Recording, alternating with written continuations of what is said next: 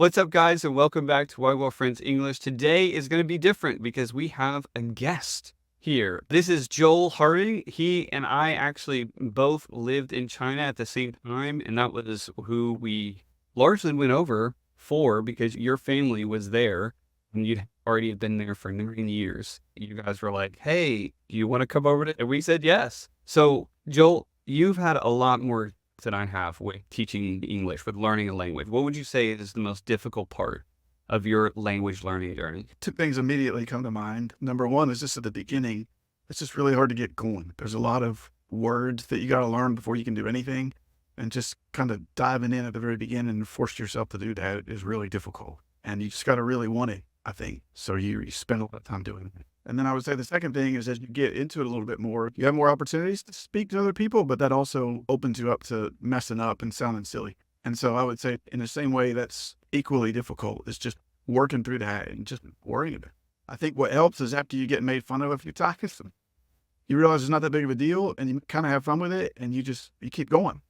You're more and more willing to open your mouth and speak. So I would say those are the two most difficult things for me. With more than a decade of just being there and also teaching English, what would you say was like some of the pitfalls that some people would have when teaching English that you saw from maybe other language teachers, even if they were Chinese? Like, what were some things that they tried to do in their class that maybe you didn't think really was a good strategy? Again, the first thing that comes to mind is when they would just focus too much on the book.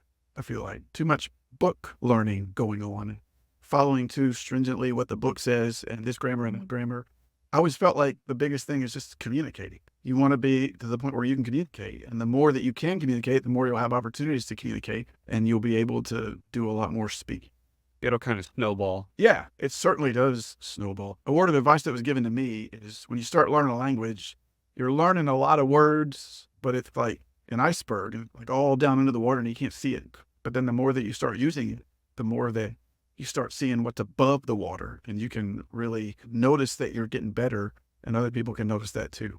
So by book learning, I mean, they focus a lot on what's not even used, what's kind of down under the water in the iceberg analogy. And I think it just gets bogged down and you don't get encouraged as much. You feel kind of discouraged because you're learning this book knowledge, but you're not using it. So I always try to focus on the actual conversation and things that you're really going to use in life. What was a main difference or a milestone that you passed in Chinese language that you kind of knew that it was less painful than it was before? And maybe you mean like a time frame, maybe? A time frame, or just like you did something that originally would have been impossible for you, and then you did it, and then you're like that, like you're saying, it wasn't as painful or wasn't as embarrassing as you thought it would be. One of the things that just I remembered when you said that is it was several months into it, probably about 6 months into it, I got to where I learned this phrase, would you practice Chinese with me? And then I tried to just say it in different places where I was, in a store, in a restaurant. And it was a big deal to me because I was really putting myself out there to do that.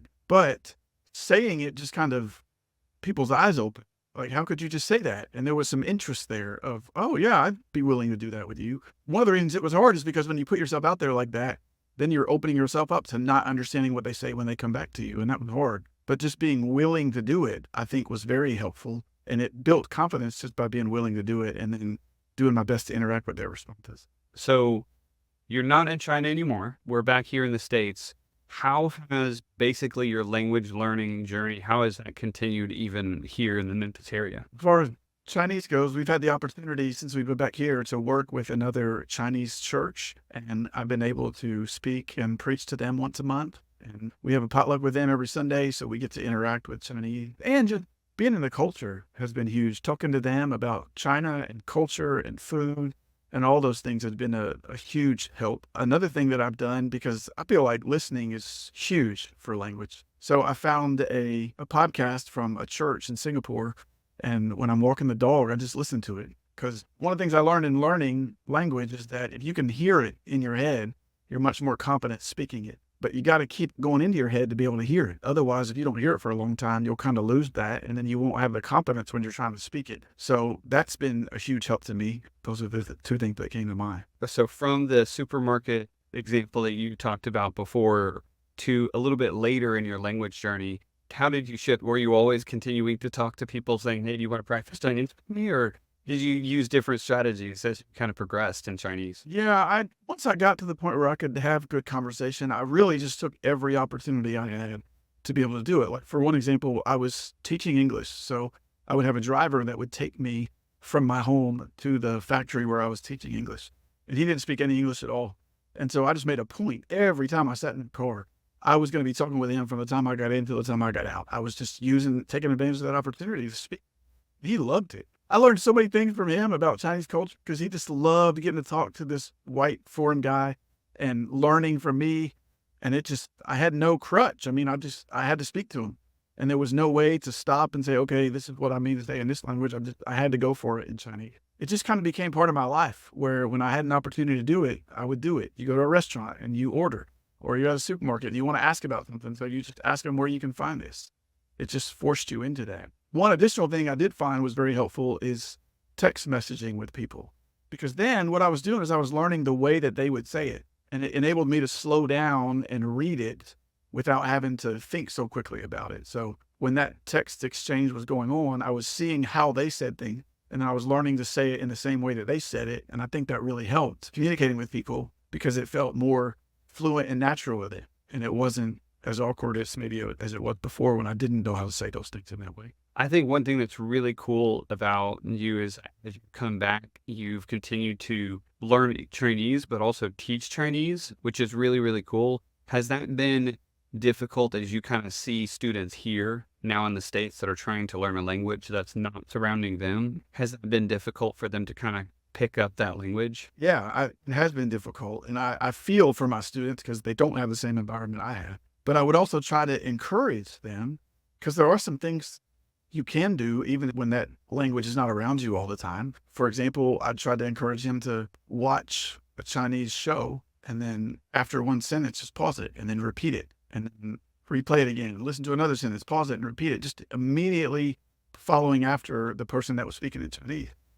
I could tell it was difficult for one in particular. He was willing to try it, but you could tell it got hard for him. It wasn't that fun or enjoyable, and he had other things that he needed.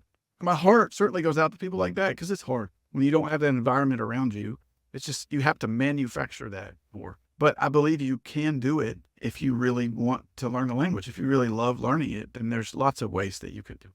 Another way that I would do with him is we would have periods of time in class where I would only speak Chinese to him. And I could just see it in his brain. His brain was exhausted.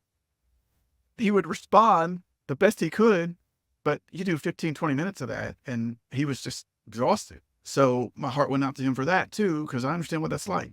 I mean, my life used to be like that, exhausted at the time, but I just saw him grow. And that was very enjoyable. I mean, I love the Chinese language. So being able to interact with him in the Chinese language was hugely rewarding for me, but also just seeing him be able to grow in it really gave me a lot of joy too. So for you guys, you had 4 kids, you were living in China. How did you guys learn Chinese while also managing what it takes to be a family and have a family there in China? Yeah, I would say at the beginning that was the most difficult because we were just kind of starting out and we really needed the kids not to be around when we're having to tutor and teaching this language. So we had a local person that would watch the kids, and that worked out really, really well because the kids were able to fully be immersed in the culture and listen to Chinese even though they didn't understand much of it at all. And it enabled my wife and I to just be free and to be able to just focus for a number of hours each day. And then through that initial part, I feel like it was very beneficial to have family because the kids pick it up pretty quickly, which can be both good and bad.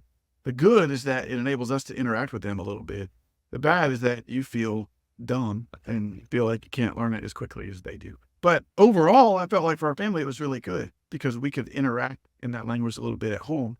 And the kids were actually encouraging to me, I think, the way that they were learning and we were learning together. It felt like a very positive thing. So I would say at the beginning, it was difficult, but when we pushed through that, it was a beneficial thing in the long run. Yeah. Do you feel like, there's a lot of people that basically send their kids to do language programs, but you having the history of actually learning the language with the kids, you felt like that also helped their language development? Oh, absolutely. Yeah. I think mom and dad speaking the language with them is it just kind of calms their heart about it. I always enjoy interacting with mom and dad. And so when mom and dad are joining with them in a language learning endeavor, I think it really pushes them to do it even more.